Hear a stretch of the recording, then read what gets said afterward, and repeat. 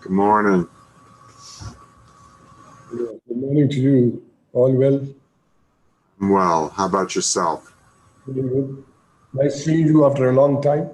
It's nice seeing you as well. Hi, Nelsie. Nice to see you. Morning. Nice to see you Yeah, both. good morning. And yes, I've started with the coffee already. So Great. I'm at 5 in the morning. Oh, that's early. It is.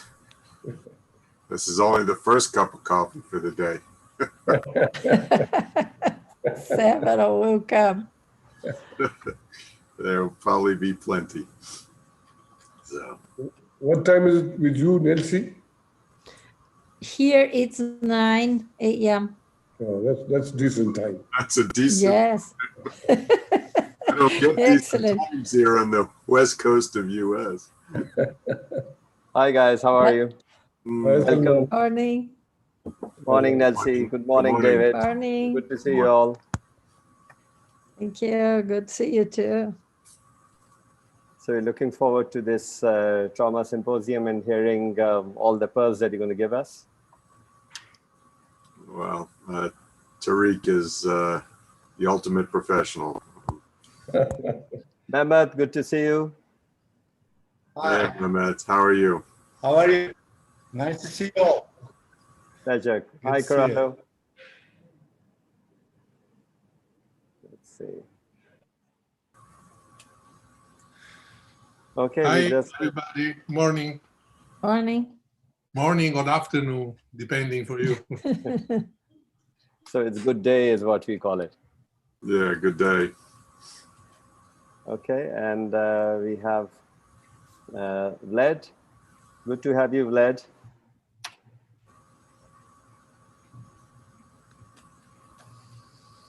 Hello, everyone. Hi, Salman. Hi. Vlad, Hi. how are you? David, Morning. Moody, Mehmet. Good to see you. Hi. Welcome. Hi. So we're all set. We have 5 more minutes to go. And, you know, I must thank Kim has joined us as well from Korea. Kim, welcome.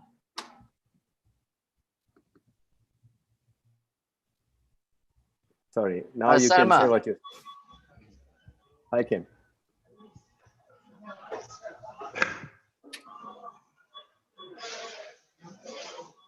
Okay, and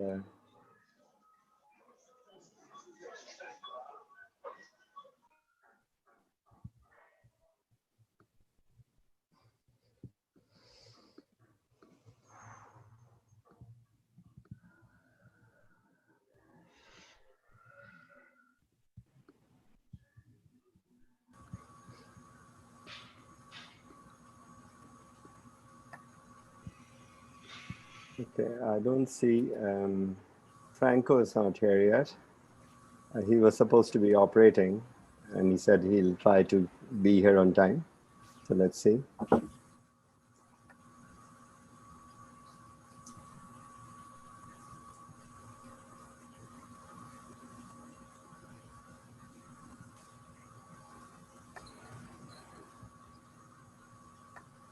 It's good to see Zia Gokulson here as well from US. Zia, welcome.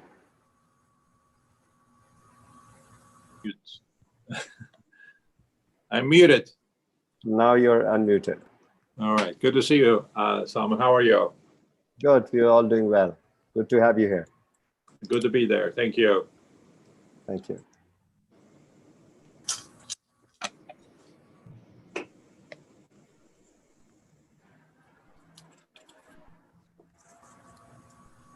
Okay, so Lucas is missing. So let's just see, we make sure we get him.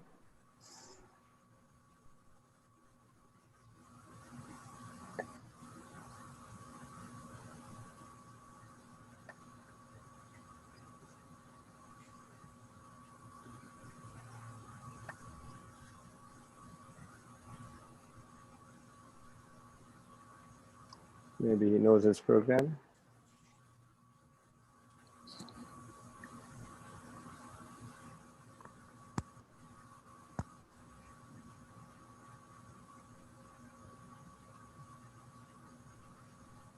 Okay, he's not picking up the phone, so anyway, I'm sure he's going to join soon.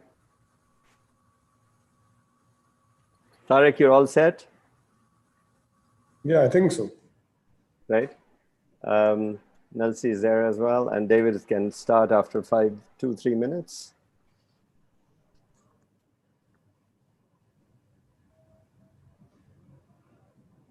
So what's the situation with COVID all over? Tarek, how's the situation in Peshawar? Better? Much, much better, yes. And also the people who are testing positive, they have no symptoms, really. So most of them, and our ICU is free of COVID patients. And our COVID ward has got only one patient. So, very Yeah, I think majority of the patients that we are seeing in Karachi as well are asymptomatic. And we don't have any patient in ICU. We used to have 2 ICU filled with all the patients until 2 months ago. It's completely empty now. So the total number of cases in the whole country were 500 yesterday, Yeah. and only 3 deaths. So I think it's getting better and better. We don't know why, but it is. Just the opposite here. We have explosive growth now. Again, Yeah. I was For a saying in small Europe, country like 3,000 a day, 3,000 new cases a day, Oh, but only few in the ICUs. yeah, they're seeing that uptick, a second wave in Europe, isn't that right? It is. It is. Yeah. It's everywhere. But we now are, say, at the top, competing. so are you competing with France or Spain? Spain, and Belgium is not good, but Spain is ahead of us per capita, per 100,000. But do you think is this because of people going out in the bars or on the beach? or what? Schools and bars. But you know, my parents are 99 and 97. They both had it, and they were asymptomatic, and they are doing well. Yeah, thank God. So how can you be afraid of such a disease when really overall people are doing well? Good genes for you. Yes, probably hope so.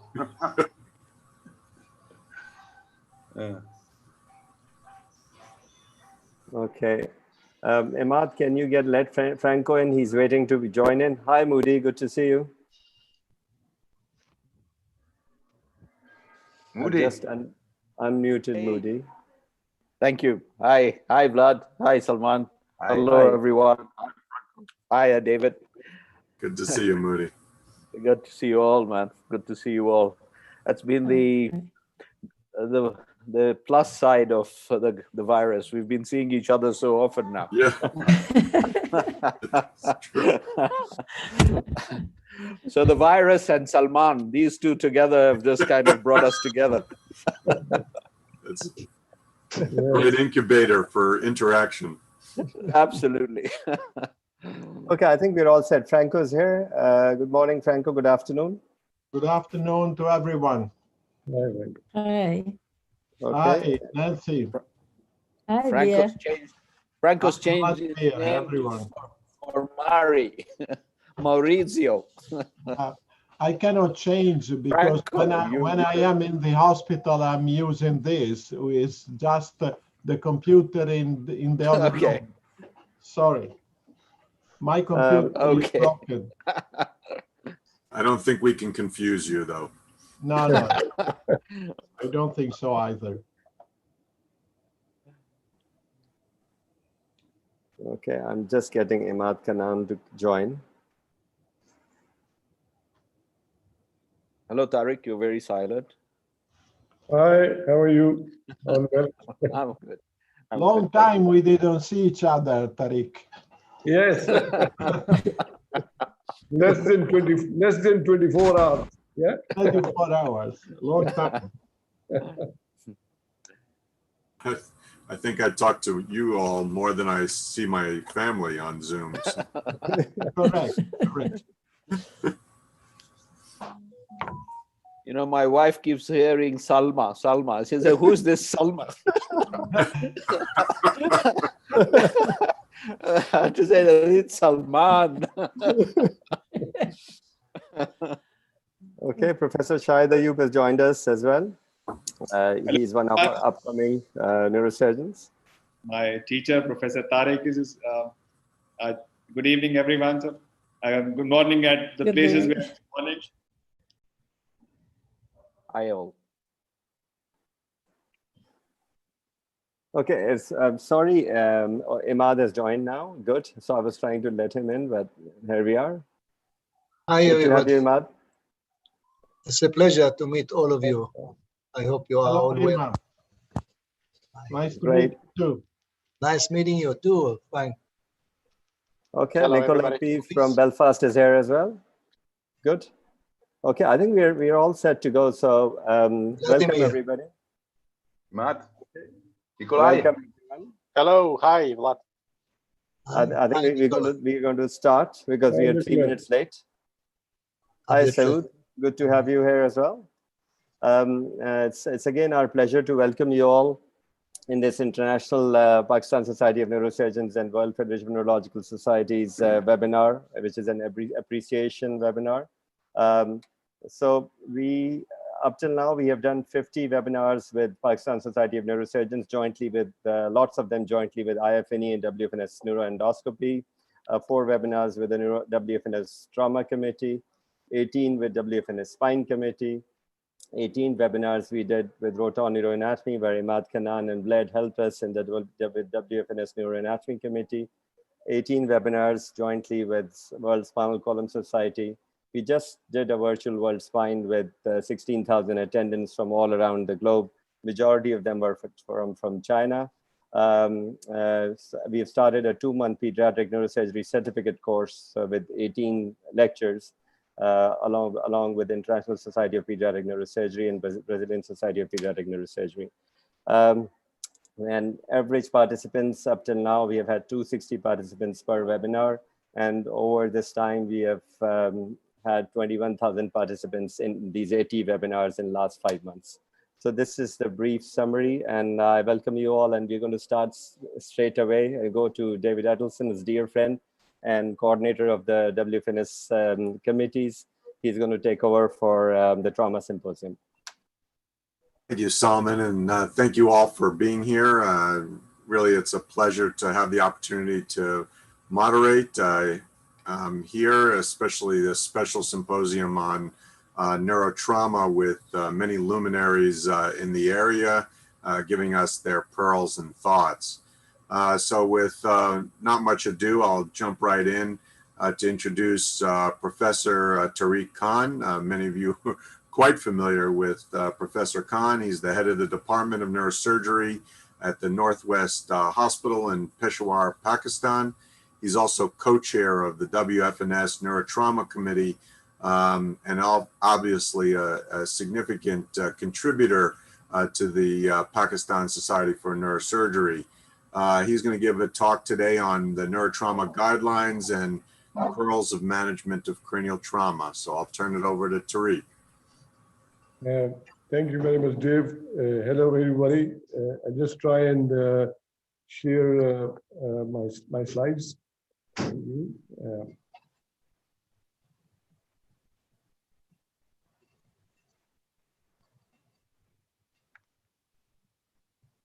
Okay, can you see the slides? Yes. Okay, so my talk is aimed towards the young neurosurgeons, and I would like to talk about the most important part of it. Head injuries is decompressive cranectomies. We know that cerebral edema and intracranial hypertension leads to decreased cerebral perfusion pressure and followed by cell injury, and a vicious circle starts.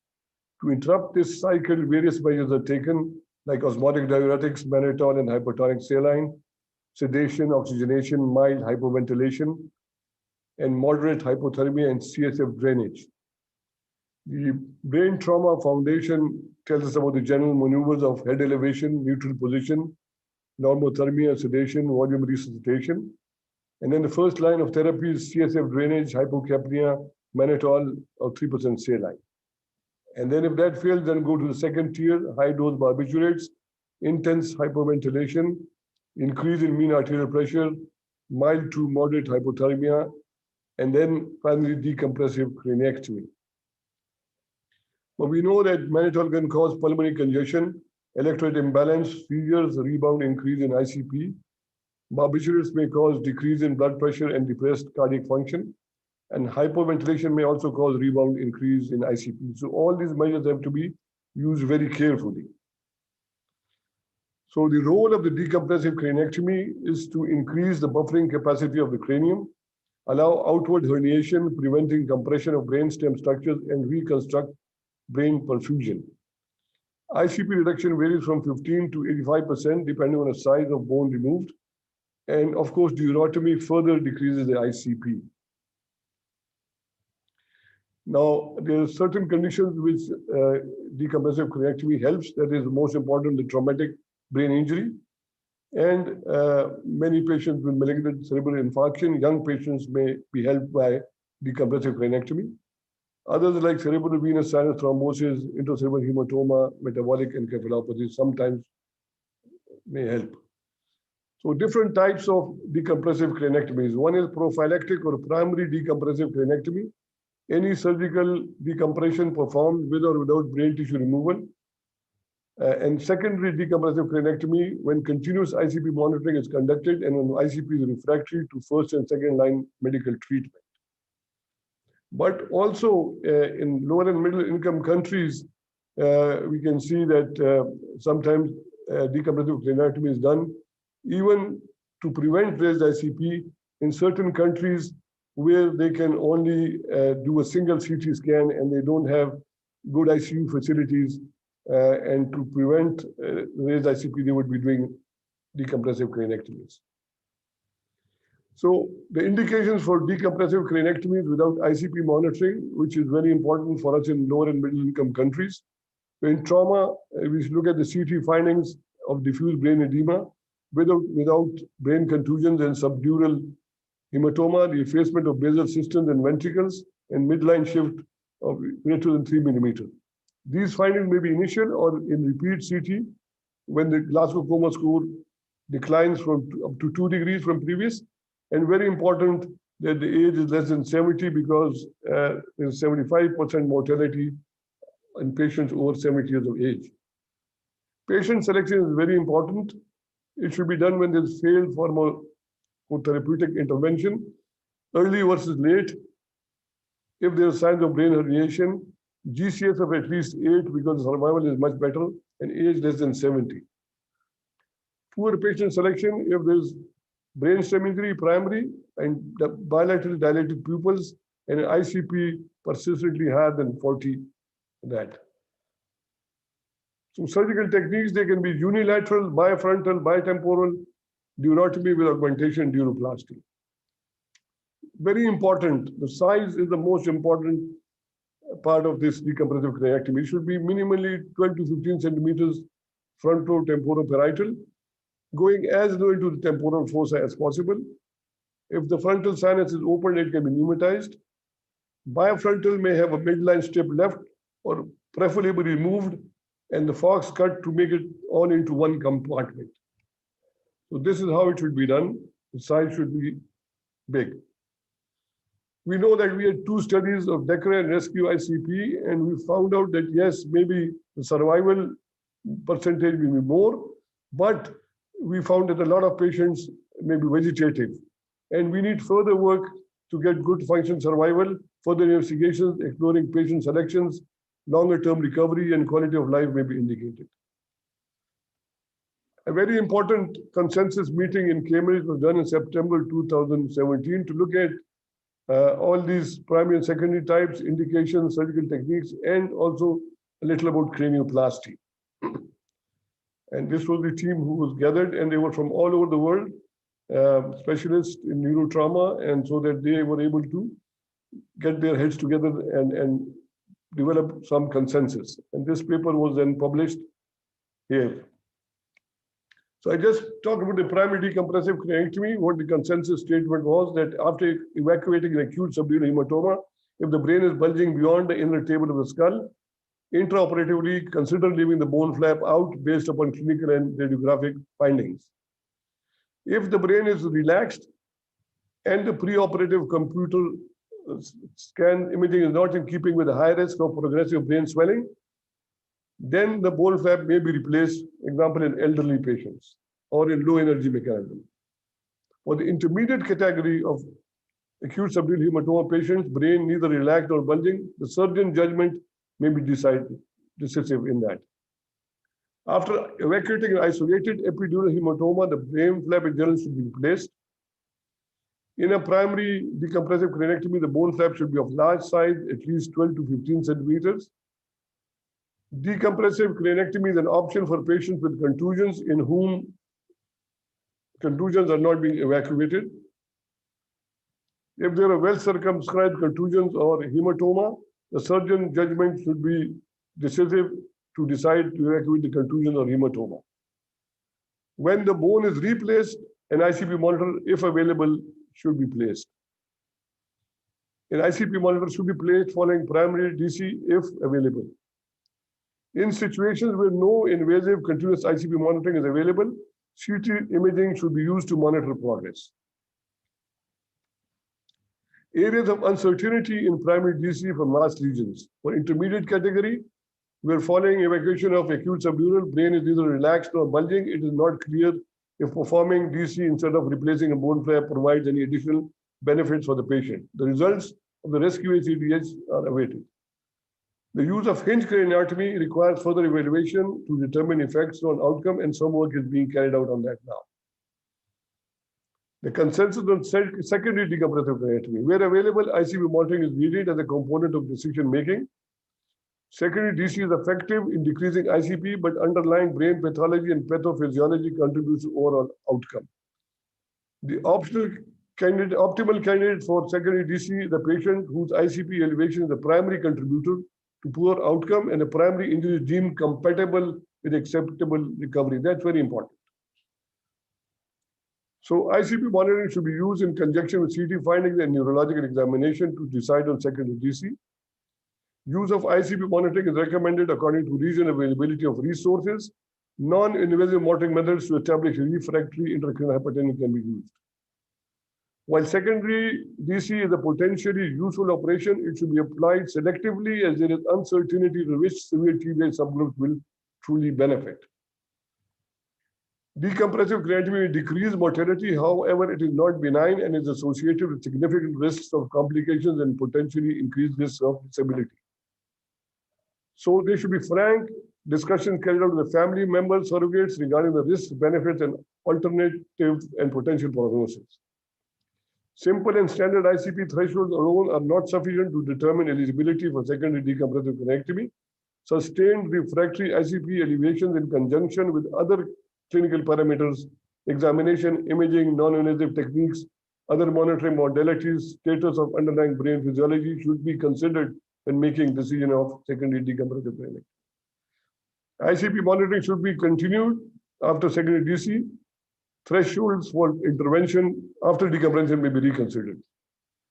And it is again recommended that a large decompressive craniotomy with opening of the dura to effectively reduce the ICP. Bifrontal or unilateral are options in the surgical treatment of diffuse TBI. Skin incision should be larger than intended craniotomy, and pinna should be avoided. Bone flap size should be large and incorporate removal of bone to the middle cranial fossa floor for both unilateral and bifrontal decompressive craniotomies. The dura should be opened and primary dural corrosion will not be performed. Expansile dural graft should be used, sutured duroplasty or onlay. Avoidance of techniques that will contribute to secondary injury, that is galeal adhesions to cerebral tissue, migration of dural graft material, or excessive graft or hemostatic material volumes. The areas of uncertainty were the optimal material for duroplasty, the necessity of sutured expansile duroplasty, the role of lobectomy, contusion removal, the method of bone flap storage, the removal of bone overlying the superior sagittal sinus when performing bifrontal DC, and superior sagittal sinus division, the role of hinge craniotomy. Just a little about cranioplasty. It's very important to restore the function and physiology. So the question about the timings, material, whether shunt should be used or EVD should be used, and what type of grafts may be used in that. The complications, we know that storage problems, infection in storage site, infection after cranioplasty, bone resorption, hematoma formation, seizures. There was a consensus meeting on cranioplasty held in Naples in 2018, and very good consensus statements came out of it. I think it is in the process of being published very soon. Hinge craniotomy, work is being done on that, and a technique where the bone flap is left attached to the temporalis muscle and may or may not put in a couple of loose sutures. This will save a second operation, and especially may be considered in lower and middle income countries. But I keep on telling everybody that it's very important that prevention is better than care. So helmet laws, seatbelt laws, aerial firing, etc., should be looked at. Thank you very much.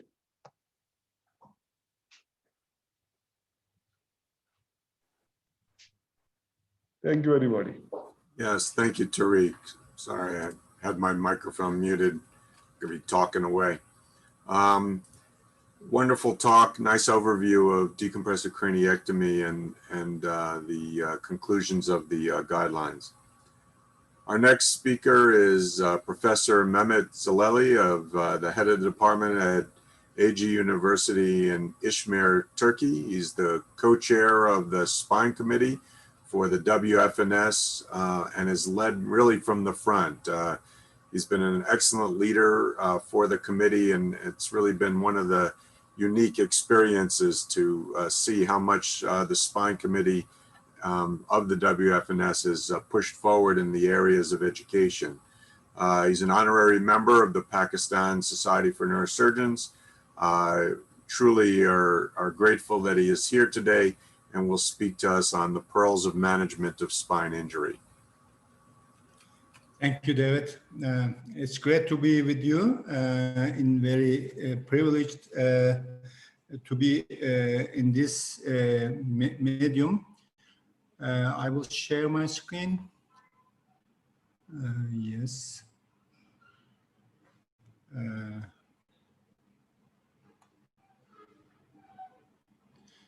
Yes, the topic is a unique topic, actually. What are the pearls of spine injury management?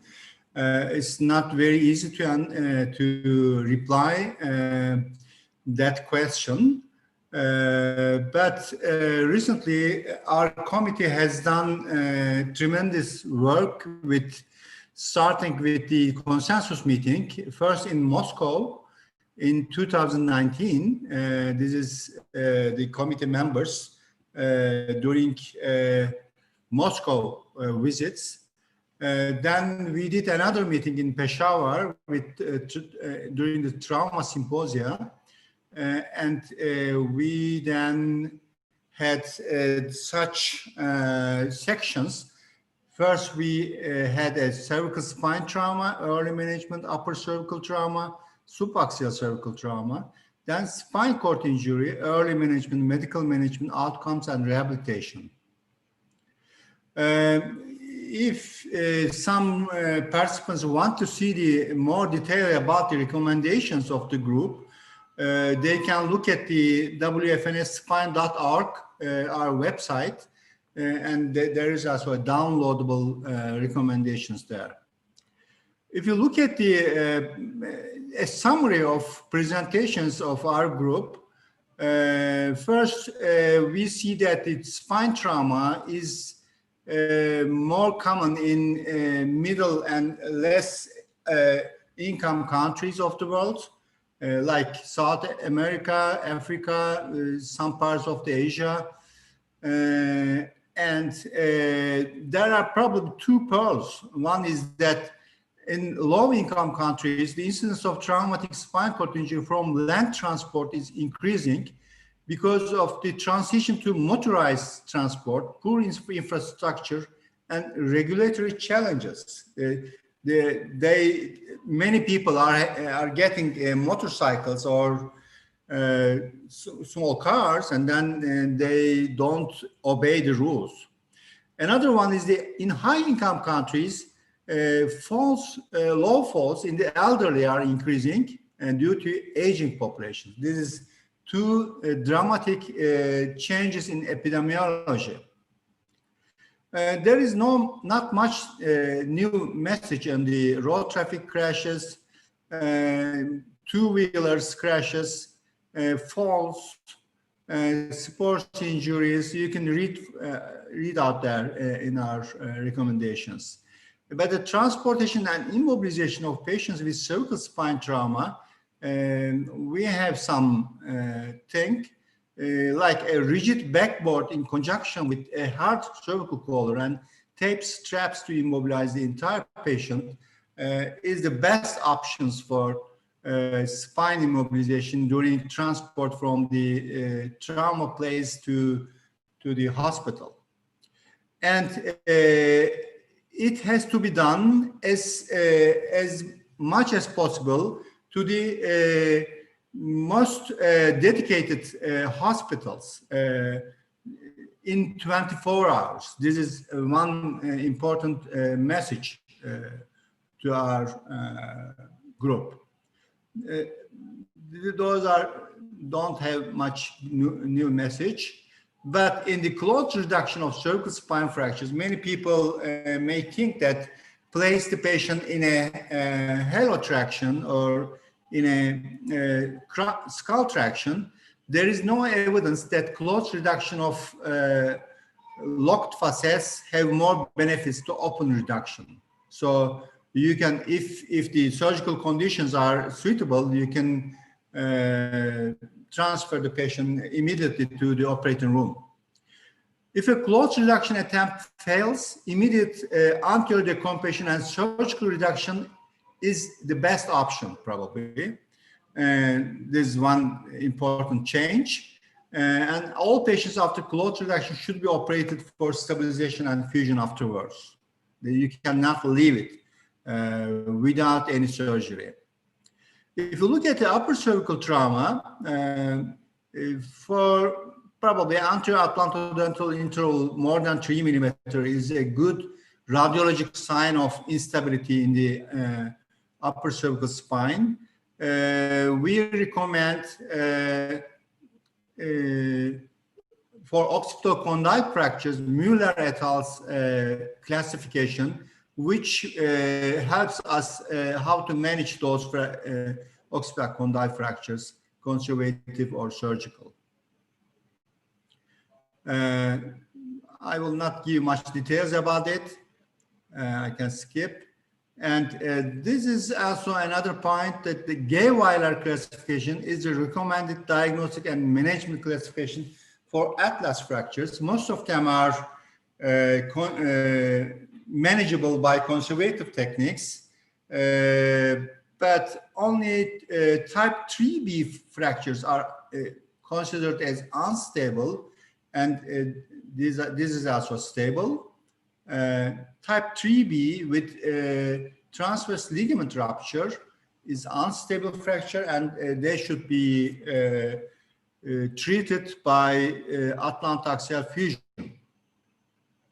If you look at the lower cervical trauma, our recommendations is that SLIC's classification is the most useful classification for managing purposes, if you have to operate or not. And I come to the Asia Impairment Scale, AIS, described by the American Spinal Cord Injury Association, Asia, is the preferred classification for assessment of spinal cord injury. And spinal cord independence measure is one measure used most commonly by the physical therapist, is also very useful. And International Spinal Cord Injury Basic Pain Data Set is good for the pain in the injured patients. What about the early surgical decompression? From 2019 meta-analysis, we see that early surgical decompression improves neurological outcome after complete traumatic spinal cord injury. So then, especially for Asia A patients, we recommend early surgery, less than 24-hour surgery. Effect of ultra early surgery, less than 8 hours, has a positive trend in favor of recovery, but with low evidence. I will skip that. Well, what about the cardiopulmonary management? We must stress on that because this is not a very new recommendation. From 2013, WFNS guidelines is on that route. They have said after recent literatures, mean arterial pressure between 85 and 90 millimeter mercury must be followed up for the first 7 days following spine acute cervical cord injury. Yes. For the medical management of spinal cord injury, we don't recommend using methylprednisolone in most of the cases. There is, however, a selected young patient group with acute spinal cord injury. They can, if they come to you in the first 8 hours, you can manage them 24 hours infusion of high dose methylprednisolone administration. But this is a very small group of whole patients. For the spinal cord injury without objective radiological abnormalities, the best classification is according to MRI findings, mild, moderate, and severe grading. This is good for the prognosis and also some management techniques. What about stem cell therapies? There are many options, many studies on that. You can look at the literature. There are almost 5,000 trials on stem cells on spinal cord injury. However, we are not able to perform any recommendation regarding efficacy of stem cell therapy in spinal cord injury treatment. We must tell that there is no good evidence, that there is almost no evidence that they are helpful. What about outcomes of spinal cord injury? Probably to improve for the especially traumatic central cord syndrome, when there are signs of spinal instability or continuing compression of the spinal cord, the possibility of early surgery should be considered. We had some surgeons in the past who were just wait and see, just applying wait and see policy in most of the traumatic spinal central cord syndrome patients. But we now, if there are significant spine stenosis, we now recommend early surgery. For the impact of radiological findings, axial grading on T2 weighted images on MR, so-called basic score, provides the best and easy means to predict outcome. Probably in the future, we will be using DTI sequences more often.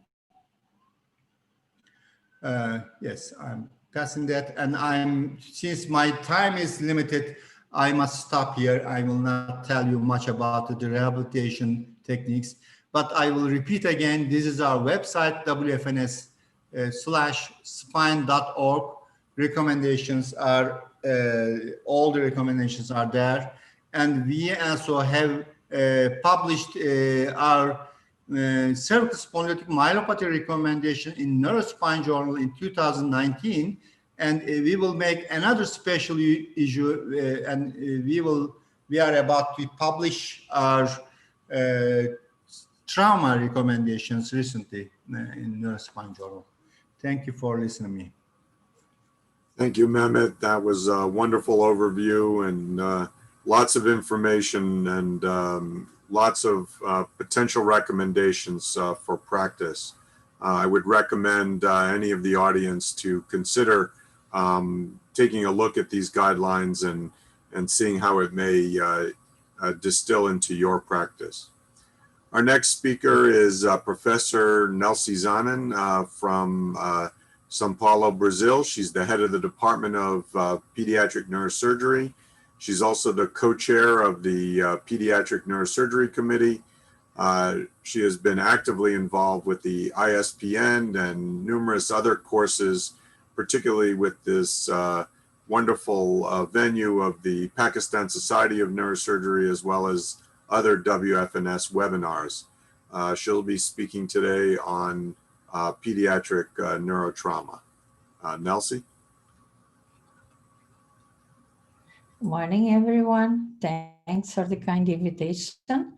It's a pleasure to be here on the stage with such important professors. I'm sharing my screen just to see if you are seeing. Yes. Yes, it's okay for you? Okay. Please, I will need talk. to share again. I'm sorry. It's Okay, disappeared. I need to share again. Yes, please. Okay. 2 seconds, so I'll do again. Just ask. Repeat the process. Share screen. Again. It's okay now? Yep. Yeah. Yes, we see your screen. There you go. Oh, perfect. Okay. We'll talk about no conflict of interest on this lecture. Talk about pediatric trauma, some background assessment and prevention. Perils in trauma pediatrics. Just remember me when I was in Hyderabad. They tell me that is the city of perils.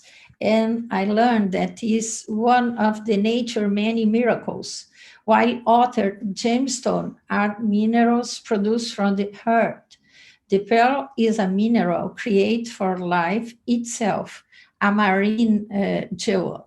I will try to find, or the people from this meeting in Hyderabad in 2018, and some miracles we need to do every single day if we are working in a low and middle income country and have additional duty to promote World Federation Pediatric Neurosurgical Committee.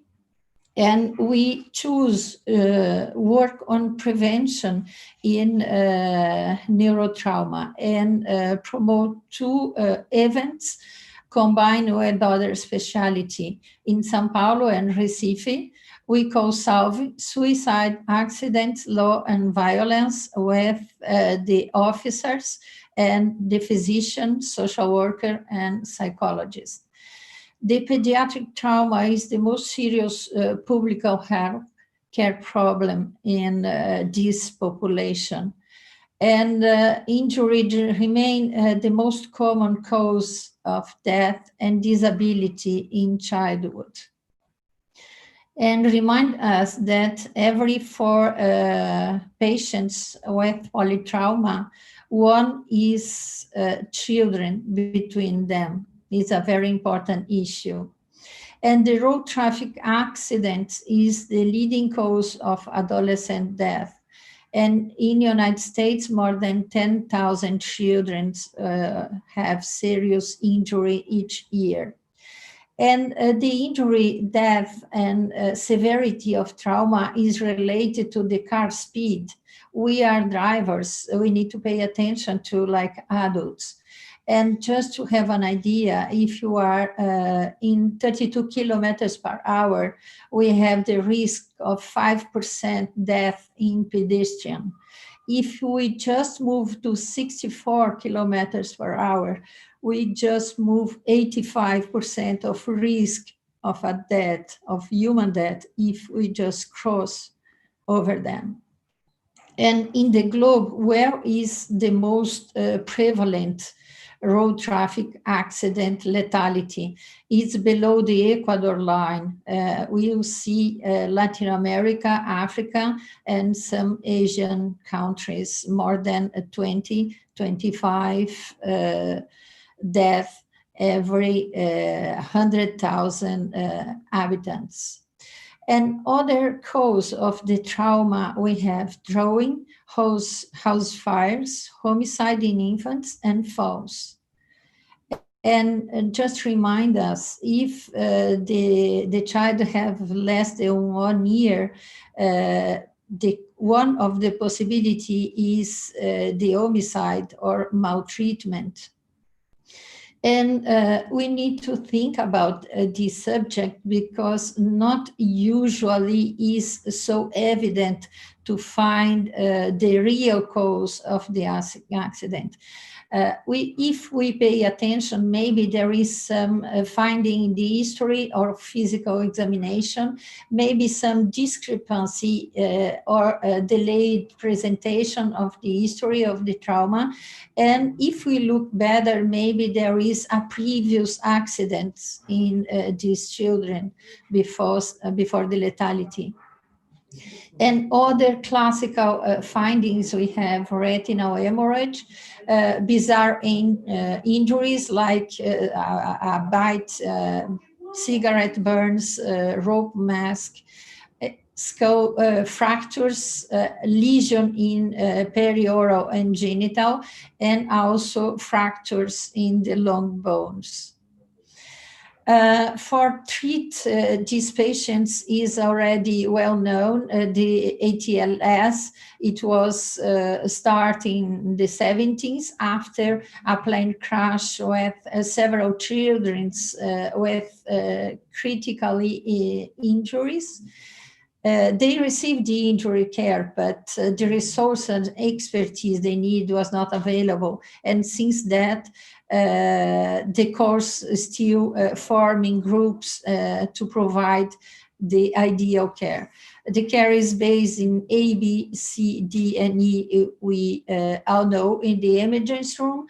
In the children's, the airway is not so different from the adult patients to take care of. But we need to pay attention because most of these pediatric trauma have blunt trauma and involve the brain lesion. Apnea, hypoventilation, and hypoxia are 5 times more often than hypovolemia and hypotension that is more prevalent in adults polytrauma. And it's very important to have other signs that the normal vital signs is different by age of these children. And it's very important to have a pediatric teamwork if we are working in adult or mixed trauma. The idea is to have pediatrician specialize in trauma or surgeons with experience, but also nurses and other staff with the experience to take care for these children. And the pediatric trauma score just help us to see if there is multi-system injuries or if we have only 1 or 2 on this case. To have an idea about lethality, if we have more than 500 children with trauma, the general inpatient mortality is around 5%. It's a huge amount. It was considered 5 centers trauma. It was not only 1 center to have this data. The most important is work on prevention. If we have our work well done, we may prevent 9% of these avoidable accidents. And one example is a Brazilian American pediatric surgeon that created 30 years ago this NGO and reduced 50% of the death This organization is present in more than 32 countries around the world. And we can see here where this is the organization. The only focus on this organization is prevention on trauma for children below 14 years old. And in Brazil, start in 2001. And the trauma prevention on education and other activities, we can see lower the reduction in 32% if we consider 2001 and 2016. The prevention strategy is based on 6A, education, change the environment, work with public policy, economy, and empowerment. These are real pictures, these are not fake pictures. We can see how much we need to work on prevention and education. Just to have an idea, you have the free ebook just to download. For example, to prevent injury in drowning is the leading cause of death in children below 40 years old. And the Medical Women International Association this year just chose 10 topics to help children. We just talked about 3, is related with our speech.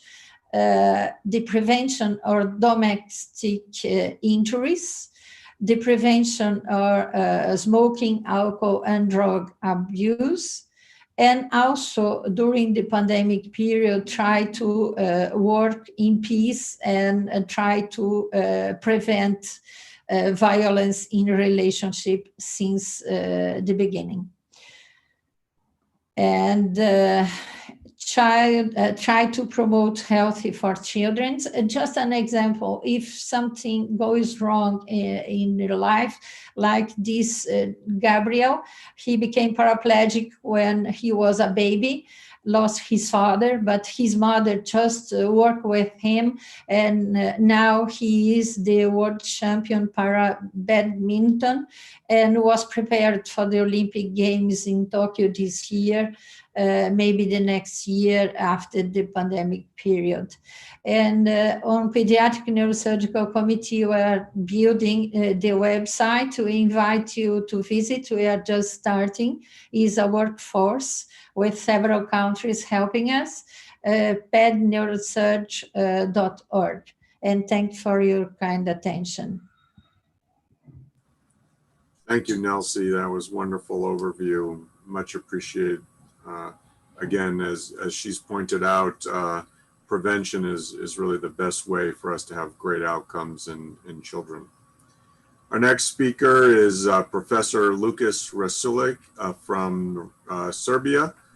He is the head of the Department of Peripheral Nerve Surgery, Functional Neurosurgery, and Pain Management at the Clinical Center of Serbia. He's also the chair of our Peripheral Nerve Surgery Committee for the WFNS. He'll be speaking on the pearls of peripheral nerve injury management. So, Lucas, I turn it over to you. Thank you, David. Can you see the screen? Not yet. Not yet. Just a second to share the screen. In a moment.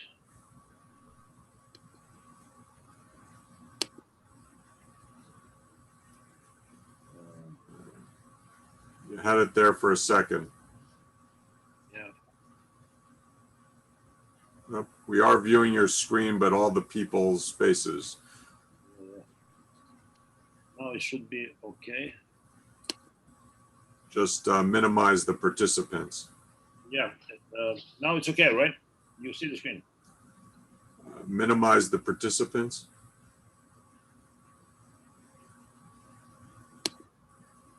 Now? Yeah, it's okay. It's okay, okay.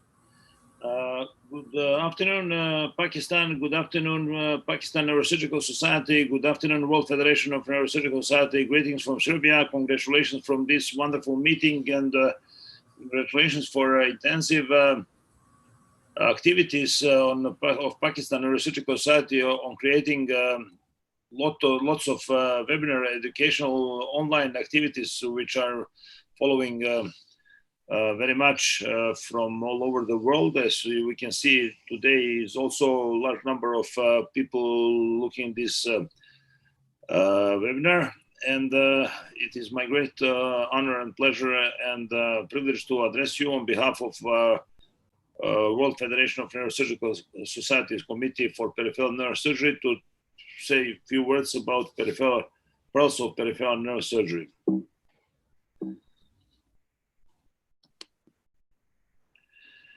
I don't have any disclosures. So, famous question about peripheral neurosurgery within neurosurgeons and beyond is peripheral neurosurgery as important as clipping an aneurysm or resecting a brain tumor or performing a spine stability?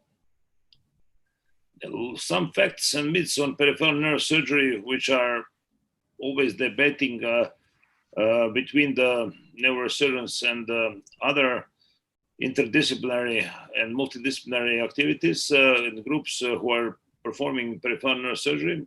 But anyhow, it is not a life-saving surgery. It is not a replantational surgery. It is a reconstructive peripheral neurosurgery in terms of nerve reparation, nerve repair, elective surgery, except in rare occasions.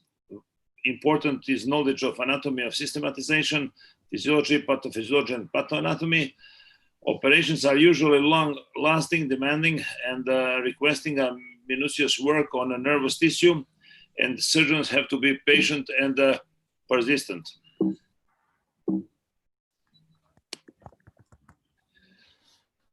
So peripheral nerve injuries are associated with bony and vascular structures in general. Recovery after the surgery is very long-lasting. Recovery is influenced by type of injury, microsurgical technique, length of nerve gap, physical treatment, patient's motivation, and persistence. Physical treatment is mandatory, and the multidisciplinary approach is mandatory. It is as demanding as and important as vascular skull-based neurosurgery. Significantly improves the patient's ability to perform everyday life and professional activities.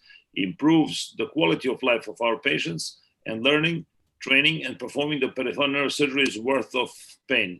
So these are the facts. These are the myths. Neurological deficit developed in peripheral nerve injury is permanent and irreversible. Peripheral nerves do not have the ability to regenerate. Neurosurgeons do not do peripheral neurosurgery. It is reserved for plastic surgeons and orthopedics. It is a second-line patients and second-line surgery, less valuable and less useful surgery. Peripheral nerve system surgery is easy to perform. It is not attractive, not worthwhile to operate peripheral nerves. The results of surgical treatment are not significant, and there are some peculiarities that birth brachial plexus surgery is not performed in Serbia. So these are myths versus reality. For young people, if they consider life and dealing with neurosurgery as a crisis versus opportunity, or challenge versus opportunity, in terms of making them a question of what should they do in the future, how they find their way and their place in the sun about neurosurgery. This is some of the important issues for improving the knowledge of peripheral neurosurgery. Might be useful for some of them. So we have biological challenges versus opportunity. So nerves regenerate, repair is possible, but why results are not better? So regeneration is slow, Stafford and hazard. All nerve injuries are chronic, and regeneration is sometimes misdirected. It is a steep learning curve in doing peripheral neurosurgery, starting from basic through advanced and complex procedures and understanding of peripheral neurosurgery, especially from anatomy to the pathophysiology and physiology and the final results. But generally speaking, results are good. and the patients is important. There are many strategies for reconstruction. Now we are talking about brachial plexus surgery. And a lot of authors are dealing with brachial plexus surgery. A lot of neurosurgeons from all over the world. We have a very strong community within the WFNS Committee for Peripheral Neurosurgery, especially from Brazil and from Argentina, from South America, and also from India and Asia, also from Europe, and of course from United States. But generally speaking, we are all neurosurgeons, and we have to take the best possible decision how to treat our patients. So this is some case presentations. Case number 1, right total brachial plexus palsy, treated with posterior approach spinal axillary nerve to the suprascapular and intercostal nerves 3 to 5 to the musculocutaneous nerve, preoperative and the postoperative findings. This is, as you can see, some intraoperative images, but 1 year after surgery, there were no recovery. Another case, trauma case with grafting C5 to the axillary nerve and musculocutaneous nerve with a lot of associated injuries, vascular and bony. So we have a great recovery 2 years after surgery. And final case for this presentation is also another triple transfer case for left upper brachial plexus palsy with spinal axillary nerve to the suprascapular nerve and anterior approach and Oberlin procedure with SOMSAC approach with excellent recovery. Some of intraoperative images you can find here. Education and research, starting from theoretical to practical in this corona time, virtual and online. This is all what is very useful, but in my personal opinion, if you don't have a hands-on experience and a lot of education through the cadavers and anatomy and the microsurgical skills, this will not be very useful to have this enough education. Of course, peripheral neurosurgery are open for invitations. We have a lot of work to do, and a lot of work is ongoing regarding robotics, bionic reconstruction, and cloud database, including in neural engineering in terms of augmentation of nerve regeneration. Some of the examples of the robotic reconstruction of the brachial plexus with Oberlin procedure with Da Vinci robot from Brazilian colleagues, and also SOMSAC procedures with the Da Vinci as robot for, let's say, improving these activities. Bionic reconstruction is for very difficult and, let's say, cases without possibility to make any kind of nerve repair or alternative procedure or tendon transfers to help them. New concept developing brain plasticity and quantum enlargement in nerve surgery is just cutting your nerve, change your brain. This is an important part for the regeneration. Quality of life is most important pearl for our patient for the peripheral nerve surgery, because peripheral nerve surgery dramatically improves the quality of life of our patient. Multidisciplinarity, transdisciplinarity, and interdisciplinarity is ongoing activity all over the world. Interactive communication between all of these subspecialties who are dealing with the patients with peripheral nerve surgery. And education, some memories and some presentation of our interactive collaborative activities all over the world from previous time, including online free course almost 10 years ago for education with 400 registered neurosurgeons all around the world, with within the platform of Argentinian Society of Neurosurgery with my close friend Mariano Sokolowski. This is also some of our activities, educational activities through different meetings and different congresses and different courses and different educational aspects, participating in all kinds of activities which are promoting World Federation of Neurosurgical Societies Committee for Peripheral Neurosurgery. And one of our most important activities is first is theoretical and practical international hands-on course in peripheral nerve brachial plexus surgery.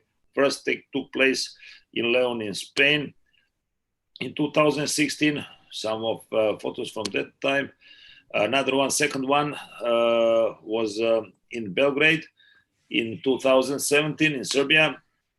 Very successful, like the previous one in León. Also very successful, like the third one in Frankfurt in 2018. And fourth one was in Buenos Aires in Argentina in 2019. Unfortunately, fifth one, which was supposed to be in Rio this year in Brazil, organized by Fernando Guedes, it was not able to take place this year because of the very well-known reason of Corona. And this is our real goal. These are images of the people who had a severe peripheral nerve injuries after the operation. They had a full functional recovery. So there is no one better to perform peripheral neurosurgery than the neurosurgeon. However, when neurosurgery is not doing peripheral neurosurgery, the second best option may become the best option. Therefore, we have to keep calm and raise awareness and love brachial plexus surgery between all of us who are doing nerve surgery. These terms might be useful to take in consideration for next level of education in terms of educating the nerve surgeons who are doing nerve surgery. This is my mentor and professor and teacher, Professor Miroslav Samardžić, whose merit in making Belgrade visible in a world map of peripheral nerve surgery is of outstanding importance. And I would like to name this photo as what surgery done to a man. On your left side or right side, I don't know, this is from 1996, something in the middle of 2000, and in 2013 when my professor retired, but he is still active and we are all still together doing education and research work. This is my family, and thank you very much for your attention. Thank you, Lucas. Wonderful overview. I think as many of us believe that peripheral nerve surgery does belong with neurosurgery, and I hope many more of you will become interested in this. I think there's a wonderful future between regenerative strategies or neurorobotics and those kinds of things. So thank you, Lucas. Next, we move on to the feedback videos, and so I would turn this over to the society, please.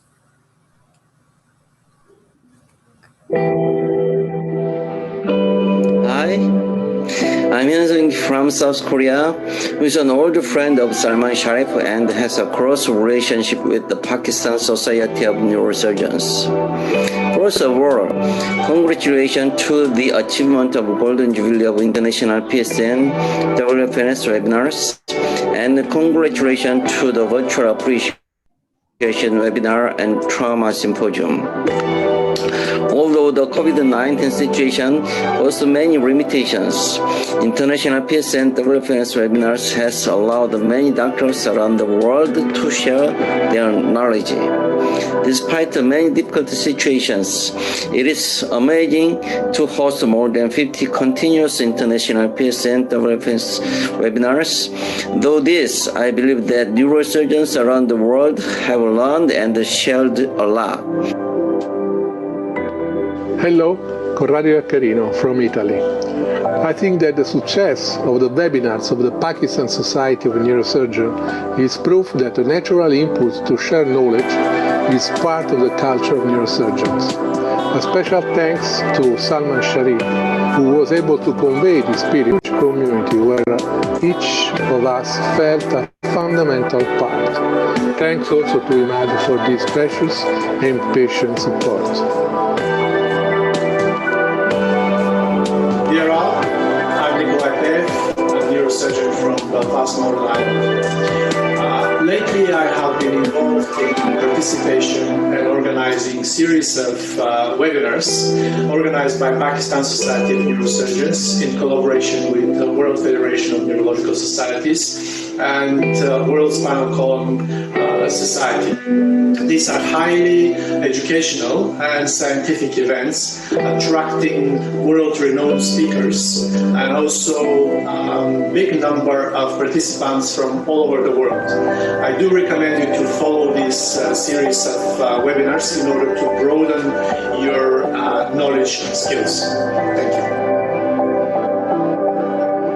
I would like to take the opportunity to thank Salman Sharif and the Liquid National Hospital for enabling us to conduct this series of webinars on behalf of the International Society of Pediatric Neurosurgery, the Latin American Society of Pediatric Neurosurgery, and the pediatric section of the WFNS. We hope that this has been an exciting time where many people have learned from all 5 continents. We hope to continue collaborating with Salman Sharif in this great project. Thank you.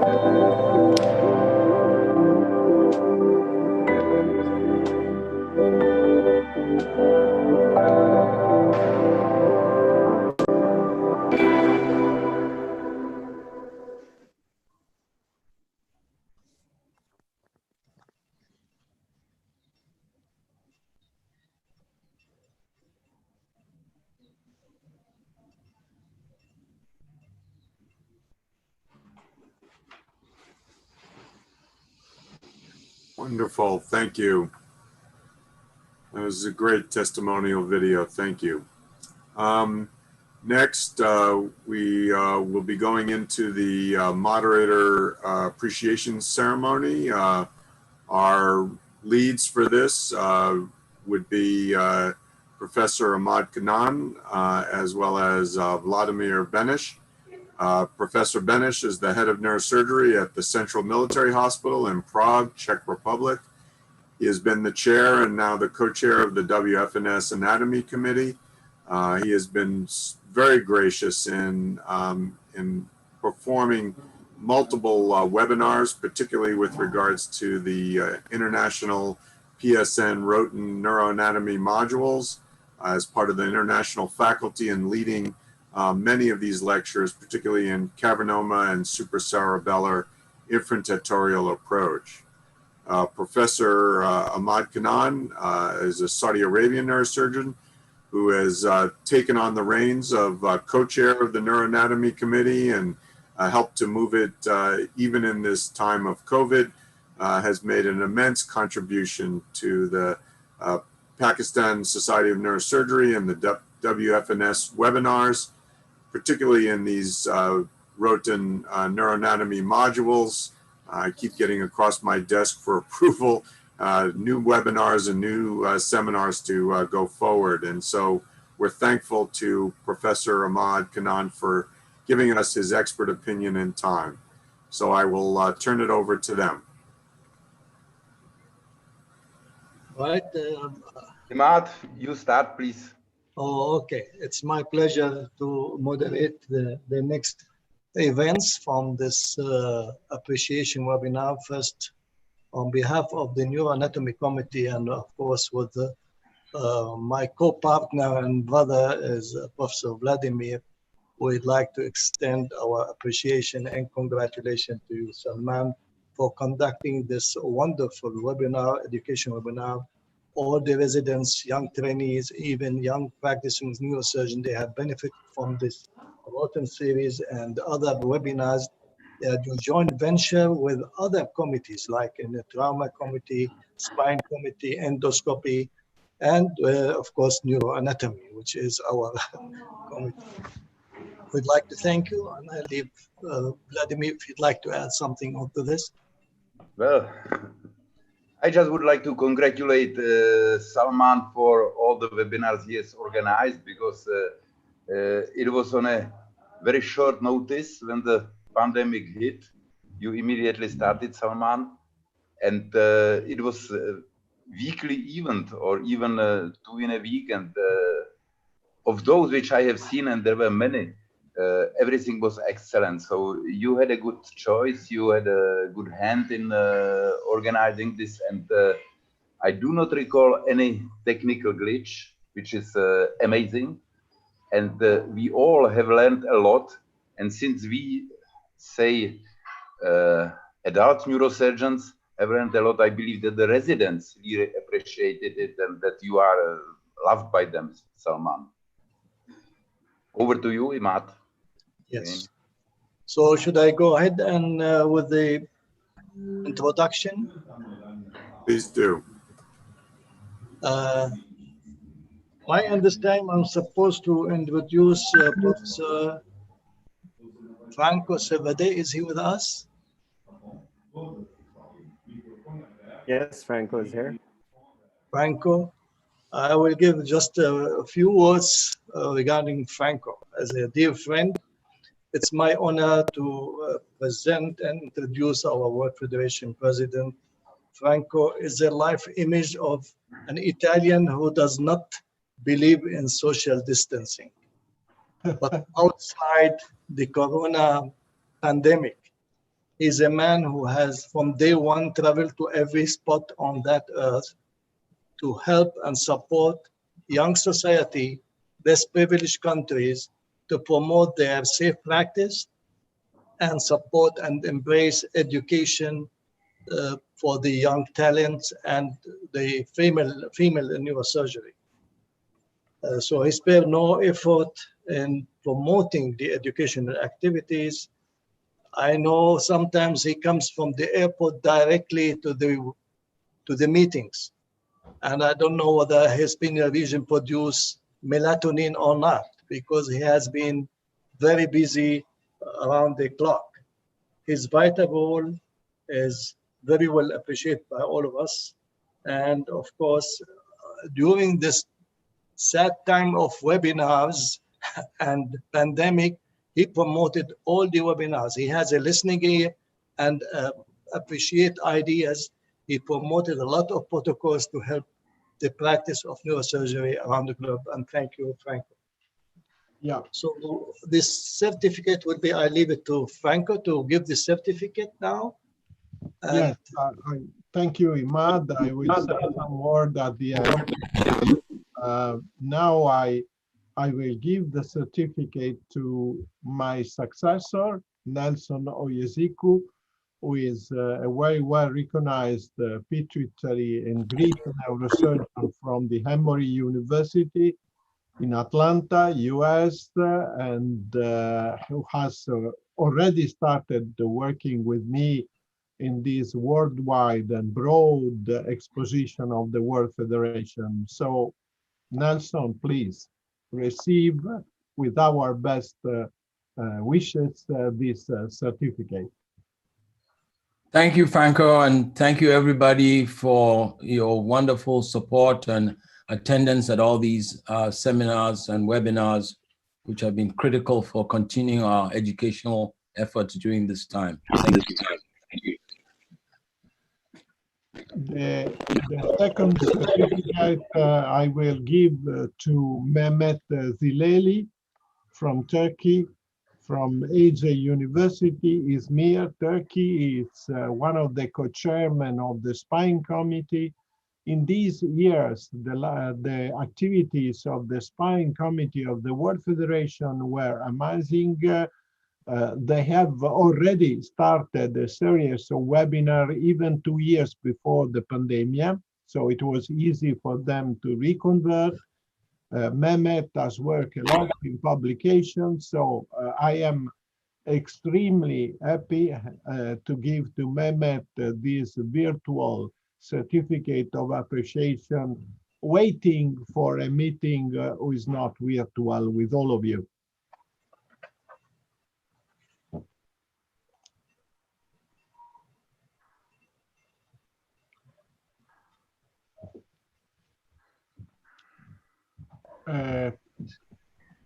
I will then move to give the certificate of appreciation to Tariq Khan, a long-lasting friend. Is the chairman, co-chairman of the Neurotrauma Committee of the World Federation. Also, very, very active committee. Tariq has participated to many webinars recently and to many meetings. And I thank him for the work he's doing both with the committee and with participation to all these worldwide webinars. Thank you, Tariq. Thank you very much, Franco. It's an honor.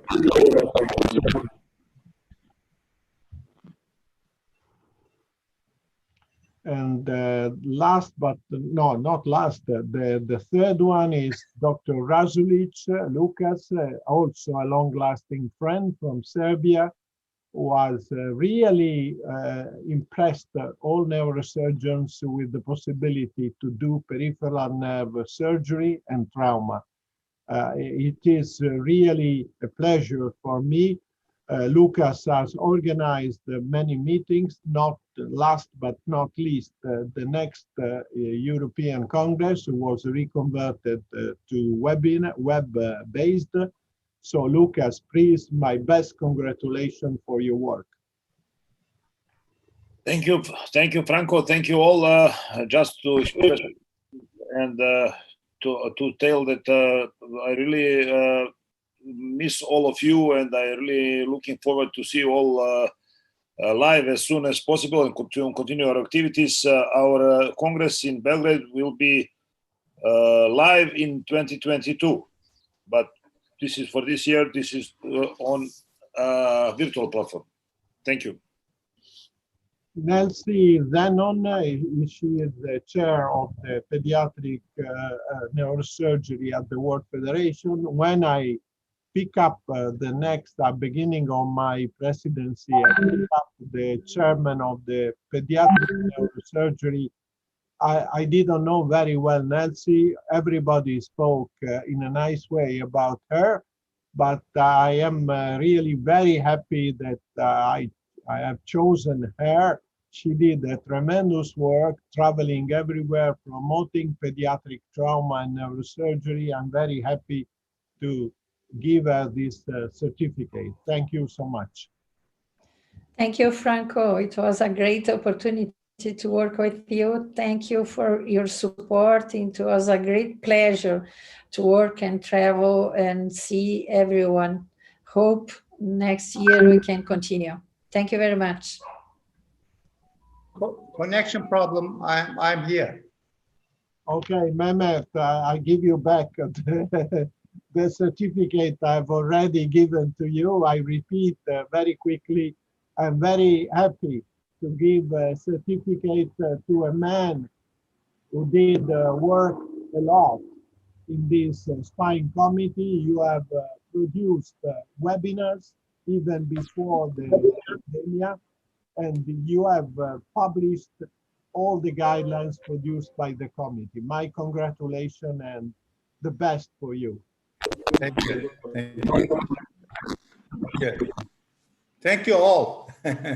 all the members, and Salman especially. Thanks a lot. Well, Salman is out of discussion. At the end, we will also say more.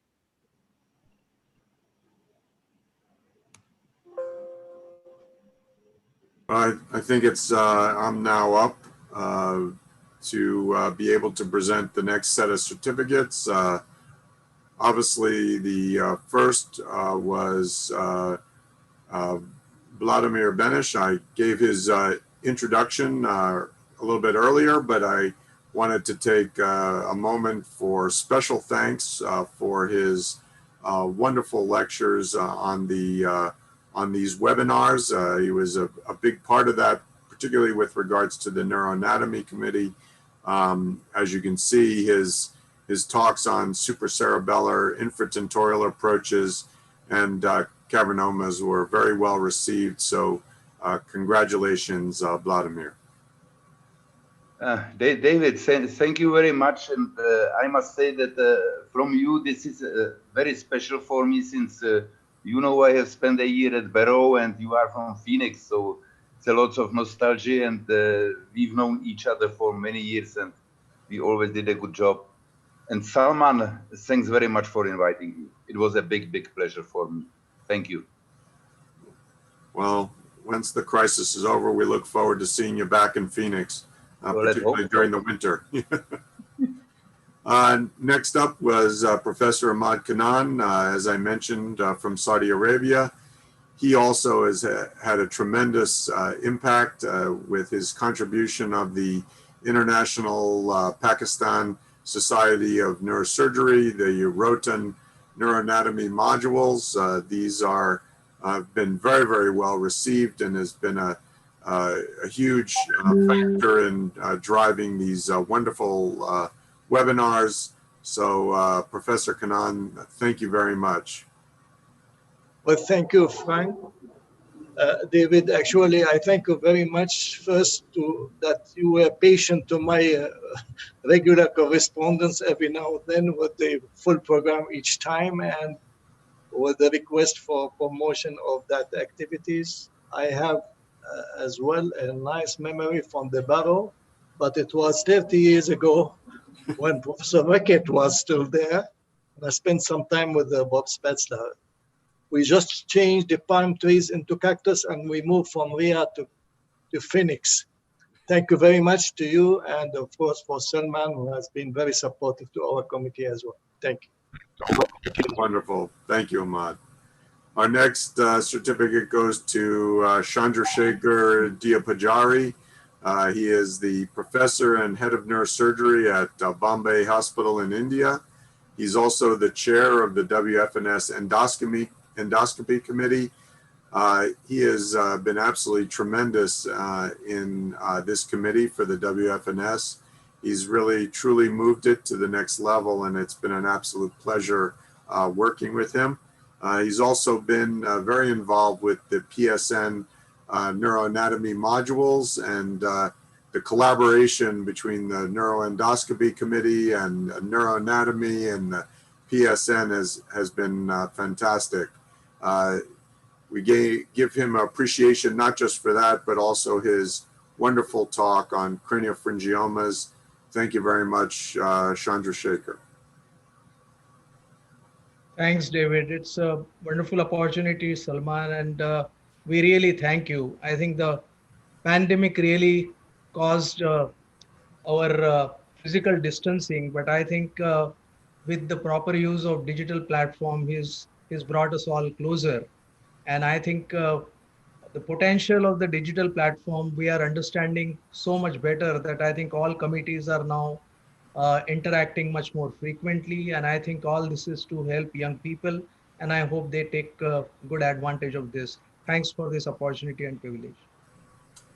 I would echo those sentiments. I think the electronic media, given the crisis, has really flattened the world in many ways. My next presentation of certificates goes to Mahmoud Qureshi. Obviously, Moody is very well known to everyone out there. He's a dear friend and consultant neurosurgeon in Nairobi, Kenya. He's co-chair of the neuroendoscopy committee. He has done an immense amount of work in the international world and in education. We are particularly grateful to Moody for his expert moderation, his brilliant talk on suboccipital transtentorial approaches. Thank you, Moody, for your contribution to the PSN and the WFNS. Thank you, David. It's obviously an honor and a privilege to be amongst the galaxy of stars that we see on the screen today. And for Salman and the support that he has been giving everyone in training is just amazing. And I really want to take this opportunity to say a special thank you to his team. Imadullah, who's always there to remind us and send emails to us. And really, it's been a very fortunate offshoot of the pandemic that we've seen such activity come across through the Pakistani Neurosurgical Society, and it's showing the way to the rest of us and how to do things. Thank you, Salman. Thank you, David. And thank you, everyone who's on this group. Right. So I think it's my turn to come back, and if you allow me, Dr. David, Yes. I am next online to ask Professor Nelson to give the certificate to the other batch, and a few words. Professor Nelson, I know him, a friendship that goes more than 25 years back, and a stout neurosurgeon, and he adopted the same baby like what I did. We have the same baby, which is the pituitary science. He has published tremendously and gave a wealth of publication on that subject and the research. He made a great contribution to education and academia. He was the editor up to recently of neurosurgery, and he's the upcoming president of the World Federation. We wish him all the best for the future person. Professor Nelson. Thank you very much, Imad, and thank you, everyone, dear friends all over the world. It's my privilege. It's my great privilege and honor to distribute these certificates in gratitude from the Federation for the wonderful job you've all done. First up is our dear host, Dr. David Adelson, who everybody knows. And obviously, David has been a dear colleague and friend for many decades now. He's director at the BNI, Barrow Neurological Institute at Phoenix Children's Hospital, and he chairs the neurosciences and is chief of pediatric neurosurgery. We also know him in the Federation as the coordinator for our committee activities, and we extend great gratitude for all his support and his wonderful talk on pediatric brain tumors. David? Thank you very much. It's an honor, and obviously thank you, Salman, the rest of the PSN for really this forward push into the electronic age. So thank you very much. Thank you. Then next is my great pleasure to also acknowledge the, with thanks, the efforts of Dr. Saud, who is past president of the World Spinal Column Society and professor of orthopedics and spine surgery from Egypt. We thank you for your wonderful contributions to the Virtual World Spine 2020. I don't see him. Is he on? All right. Next will be Professor Naderi, Saeed Naderi. Hello, I'm here. Oh, you are? Okay. Oh, yes, I'm here. Thank you so much, sir, for the kind words. Thank you, Salman, for everything you're doing for the education in the world. The great group of educators who gathered to give those webinars, either for the World Spinal Column Society or the webinars of the World Federation of Neurosurgical Societies, together with the Pakistani Neurosurgical Society. Those webinars and all the educational activities of the great educators who work relentlessly changed the career of a lot of surgeons, changed the way they look to the spine care of the patients. So I'm so much privileged to be part of this movement of education around the world for neurosurgeons and orthopedic spine surgeons. Thank you for having me. Thanks for the appreciation. I wish I deserve it. Thank you so much. Thank you. Next, I'd like to acknowledge Professor Naderi, who is professor of brain, spinal cord, and nerve surgery at Marmara University in Turkey. He's also currently professor and chairman of the Department of Neurosurgery at the Health Sciences University in Istanbul. He's past president of the WSCS, and we're thankful to him for his support and great contributions to Virtual World Spine 2020. Professor Naderi, thank you. Okay, Seth is not here today, so he just sent his wishes. Okay, okay. And finally, Professor Saeed Ayub from Hyderabad Medical Complex in Peshawar, Pakistan. He's an executive committee member of the PSN, and we thank him immensely for his contributions to the International PSN and the World Federation webinars. Professor Ayub, thank you. Thank you very much, Professor Salman. And it's a very amazing galaxy of neurosurgeons who have kept this webinars on and have reduced the distance from the learners. So I really much appreciate. Thank you very much once again.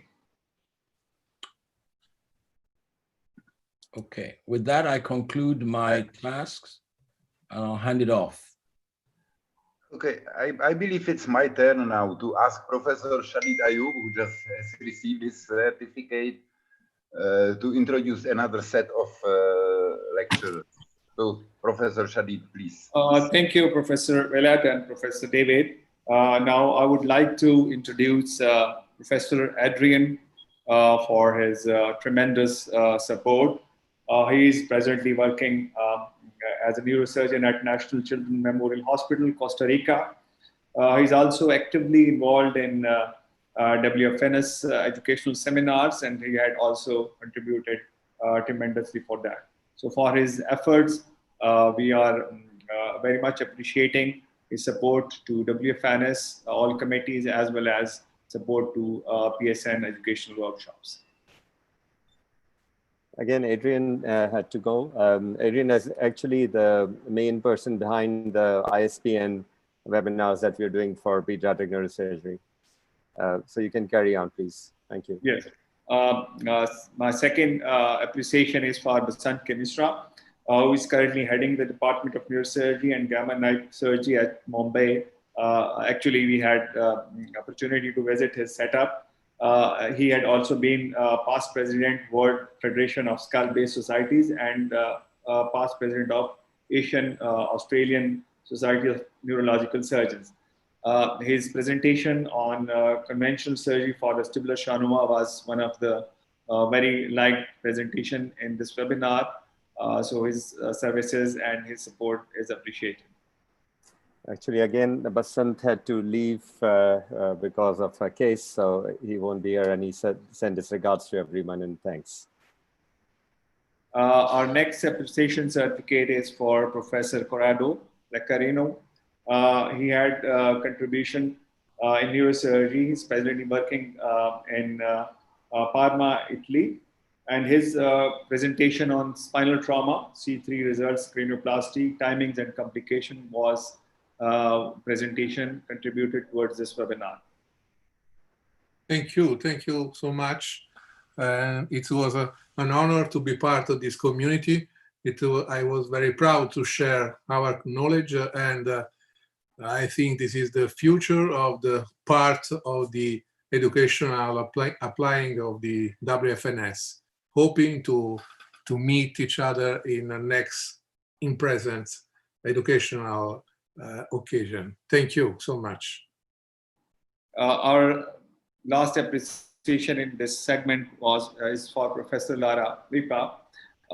She's very actively involved in WFNS education committees. His support for young neurosurgeons is also tremendous. I would be very thankful for his contribution towards these educational seminars.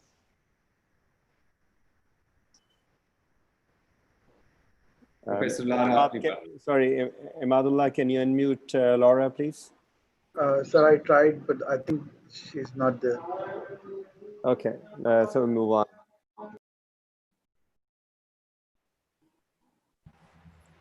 So I am back, I think. Yep. Yeah.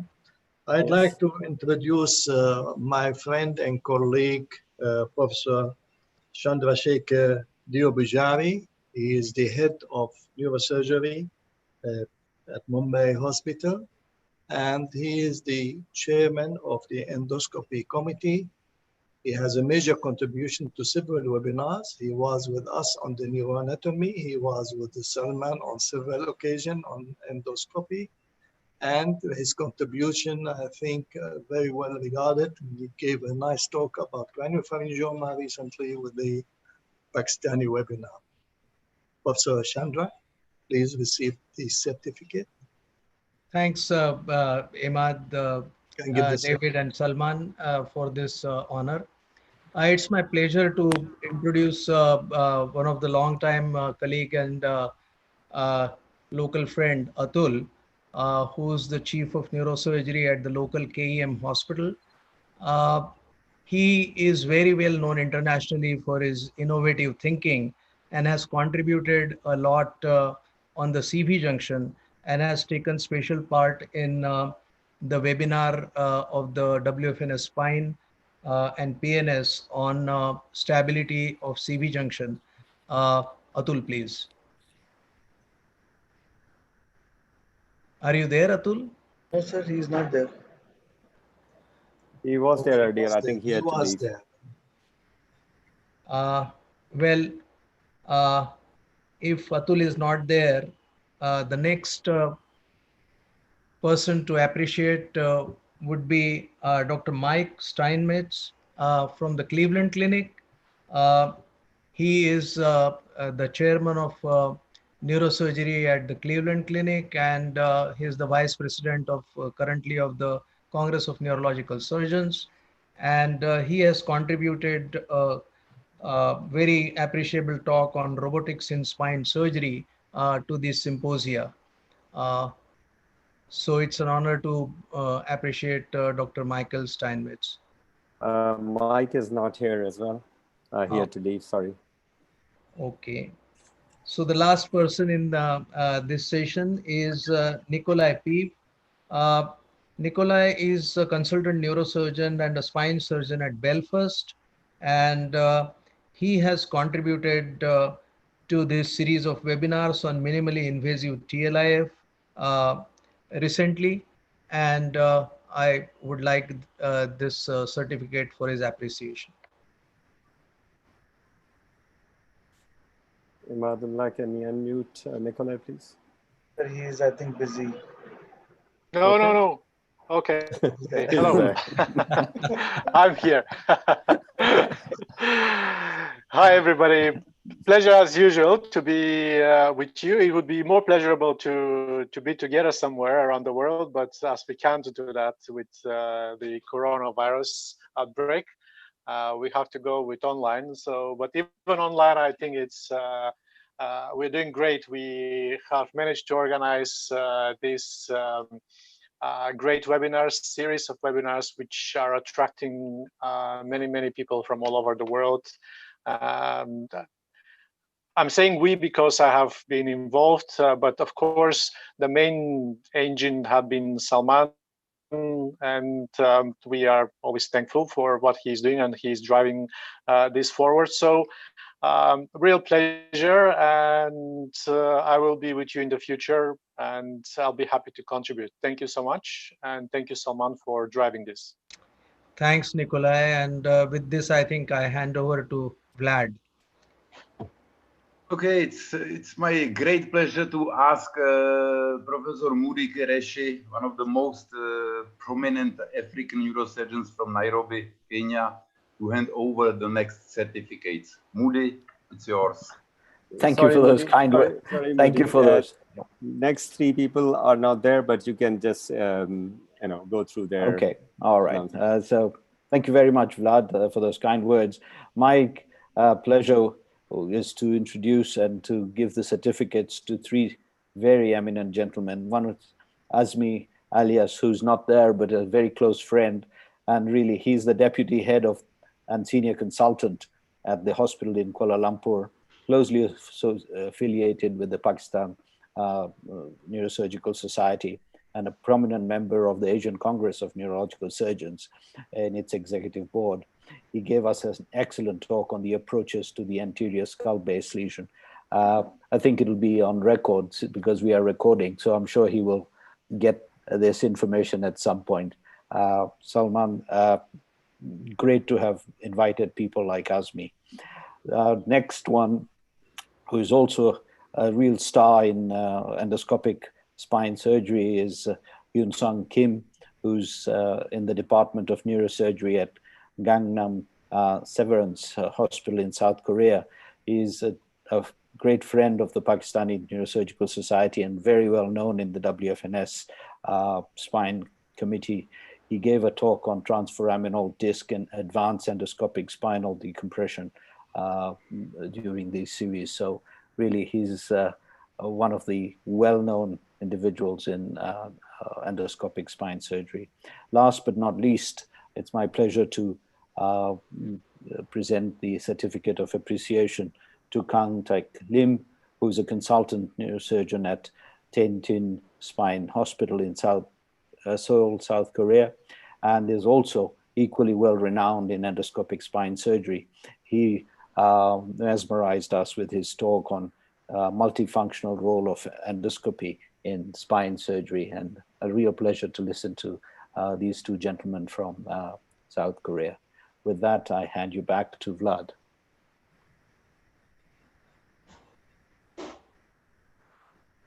Or to Salman, whoever is. Vlad, are you there? Yes, I am. Okay, hand you back to, hand my responsibilities back to you, and then the program carries on. Okay, so Moody, thanks for kind words, and thanks for introducing the lecturers. And now I will hand over to Salman, the most important force behind all these seminars. Salman, please. No, I'm just grateful to everybody who stand up, and it's good to see so many people turning up for this. And some of the people had to leave because of their commitments, and we can understand that. I see Laura Lippa there as well, who earlier we didn't see, and also Adrian just joined in as well. But everything has been brilliant, and the support has been unbelievable. I'm going to actually announce the certificate for Professor Franco Cerveri. Franco, are you there? So let's see if he can see. Yes. He has to be unmuted. Let me do that. Yeah, I am unmuted. Everything okay? Okay, brilliant. Okay, so I don't have any words to introduce Franco. Everybody knows Franco, but the support he's given to everybody, especially the young people, and what he's thought about how the education should change and what we should be doing. And the guidance from him all along has been brilliant. So I'm really grateful, and I wish that all our future presidents, if they worked in the same way, I think we could change the way neurosurgery is done worldwide, and we could make neurosurgery equal worldwide. And that's what we should be hoping for. So, and I'd like to give this certificate on behalf of the World Federation and Pakistan Society of Neurosurgeons and all the societies who contributed, all the neurosurgeons who contributed for this period. Can we have the certificate, please? Yes, thank you so much. And I appreciate a lot of the work you have done, and this recognition on my work, and the kind words you have used to introduce me. Thank you so much. I'm very happy to receive your certificate. Thank you, Franco. Again, I think I'd like you to carry on. You've got your presidential address now, so you can carry on and give that. Thank you. Yeah. Can you see me? Yes. Yes. Okay, so I just say a few words about, first of all, the amazing numbers of webinars organized by Salman and by the Pakistan Society of Neurosurgery, by all my friends who are here and who are not here but are in contact and are teaching in webinars. The World Federation reconverted quickly from an organization of in-person meeting and courses to an organization who is based on the web, like every organization now.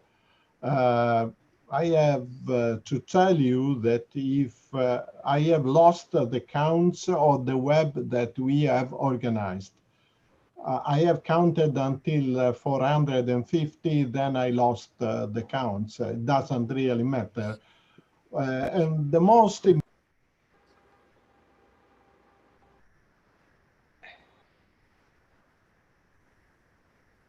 What happened? He's been muted again. Okay, now it's okay. Can you hear me now? Yeah, sorry. Sorry, I was unmuted. What I'm telling you, I was the editor of the issue of Focus on neurosurgery and COVID. And we received a lot of papers about education and neurosurgery at the time of COVID.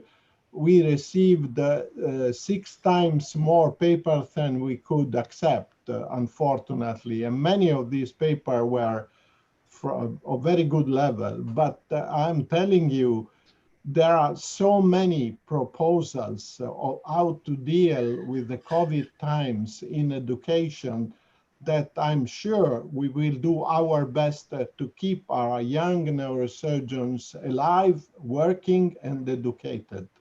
And the other thing, which is a positive thinking, not everything is negative in this period. We tend to consider that that's a dark period. As every dark period, at the end, there is a light, and the light is coming from the dark. I'm telling you, Solomon, you have seen, as I've seen today, how many people attended this webinar, and young neurosurgeons who never came to congresses, meetings, and courses.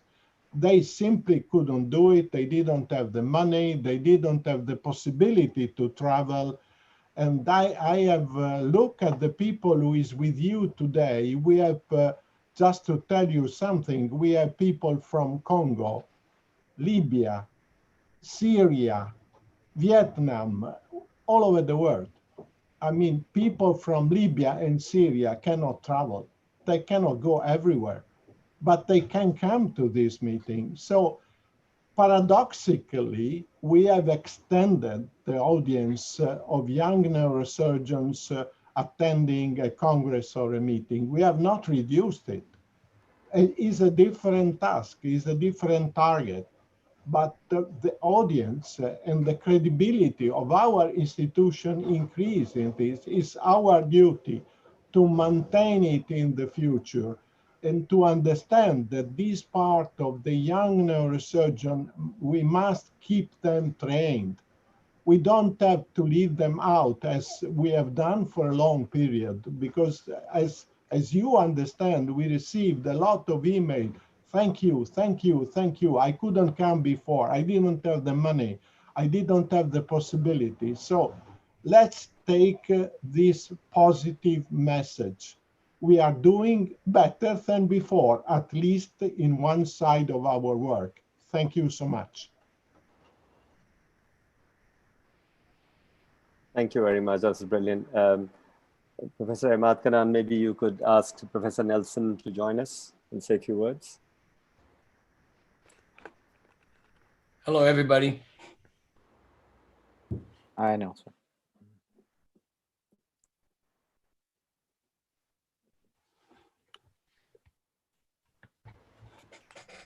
Can you hear me?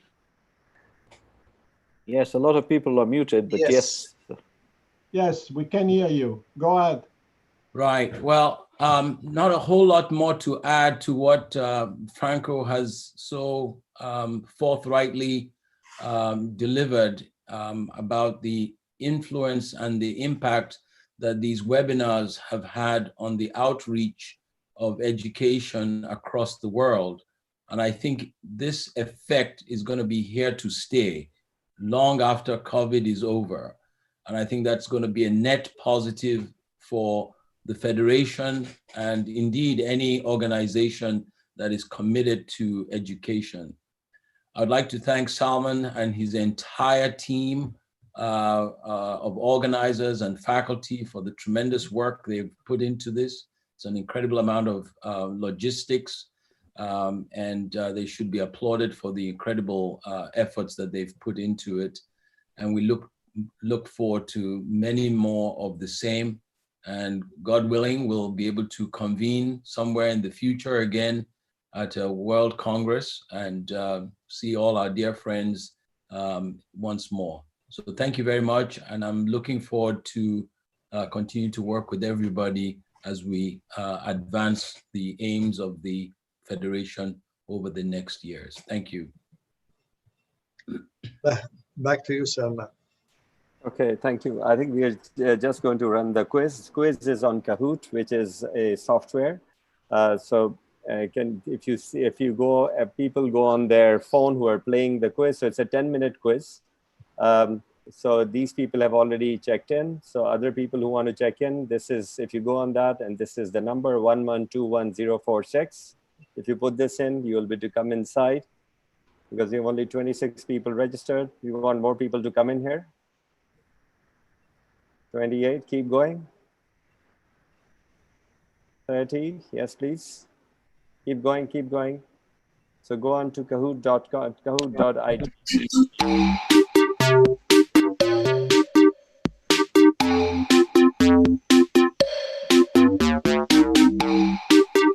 Okay, I think we should start.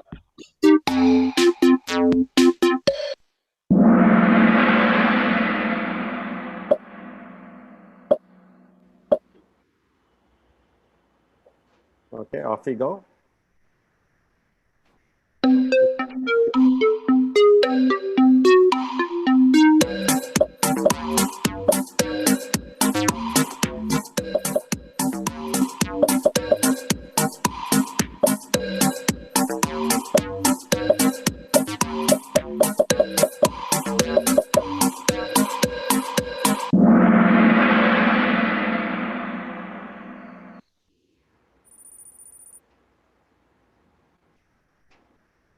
Okay, next.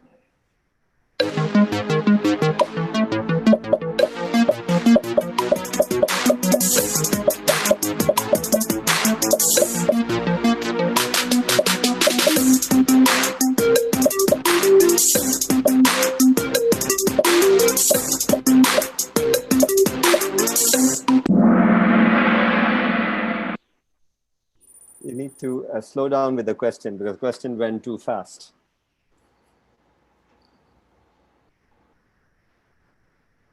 So the answer, the points are given on your score and how quickly you answer.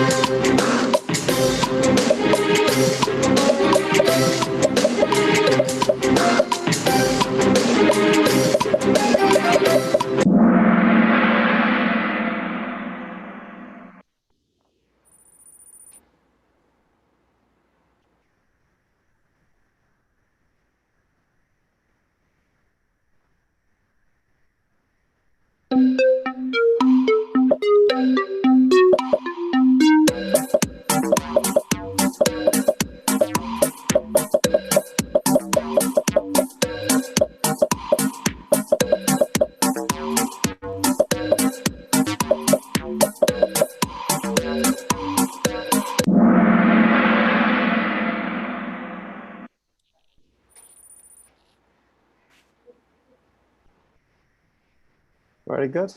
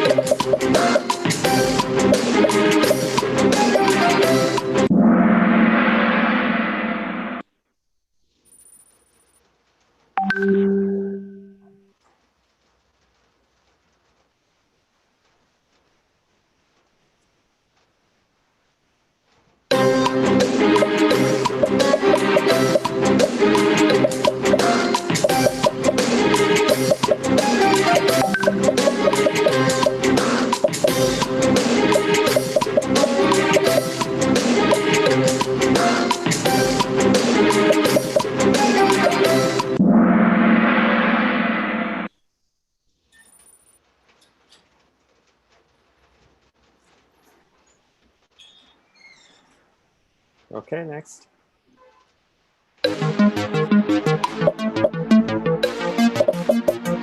Sorry, you need to show the question completely. That's too quick.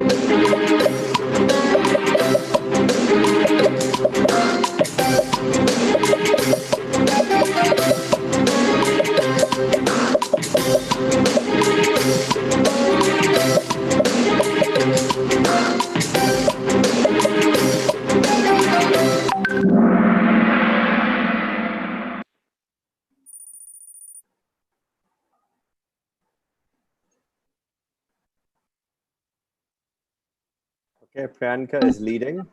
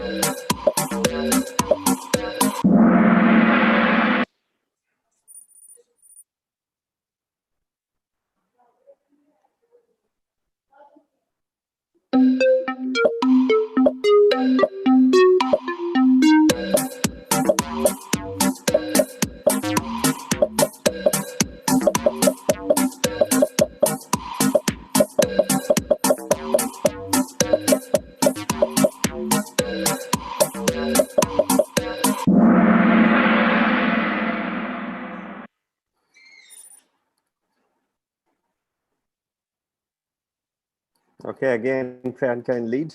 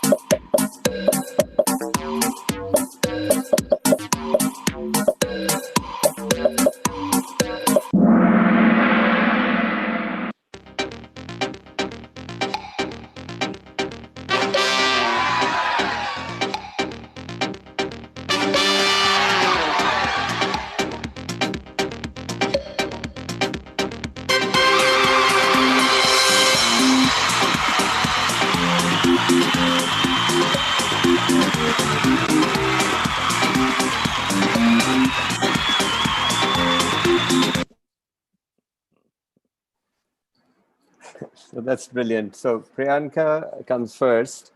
And who are the two to follow? Ahmadullah, can you please tell us? There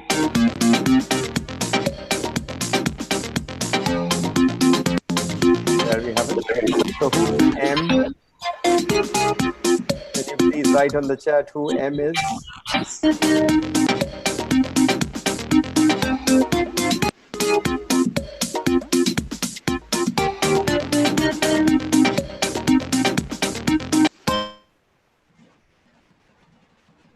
Let's see who M is. We don't know who M is. Mr. M, can you just write over here who M is? Okay, so it's Maria Monica. Okay, it's fine. It's great. You did well. You didn't need to write the name, but you need to perform well. So you did very well. That's brilliant. We will send certificates to the top 3, and we'd like you to send an email to us. Imad, can you put an email up there for all the 3 to send email to us, and we can send certificates and a small token of appreciation. So please note down this email and send an email with your details. It was brilliant. I think Priyanka and Maria Monica did very well. I think we are grateful. Now it's the time for Imad Kanan. Any comments? Not really. We enjoy the appreciation and the celebration, and we are looking for more to come. And I hope that all the faculties will contribute for your future webinar. Thanks again for Salman. Okay. So we get Professor Tariq Khan to say, give vote of thanks, please. Yes, first of all, I would like to congratulate the young people who won the quiz competition, and also thank all the other people who did the quiz.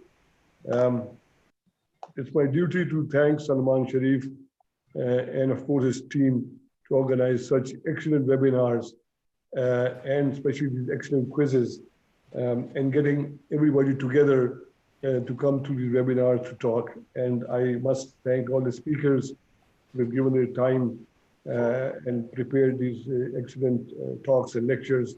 And as it was said, that people who had never been able to come to these conferences because of monetary problems, other problems, now have this ability to join in and learn wisdom from the senior neurosurgeons, everybody.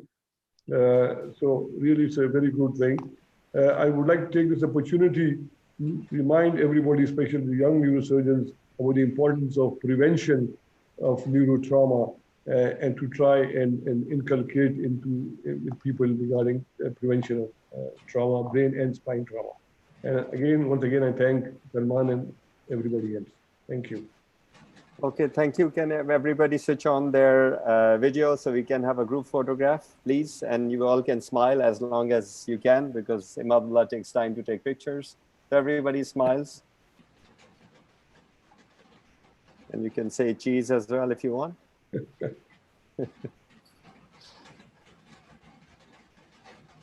Let us know, Imadullah, when you're done. 1 minute.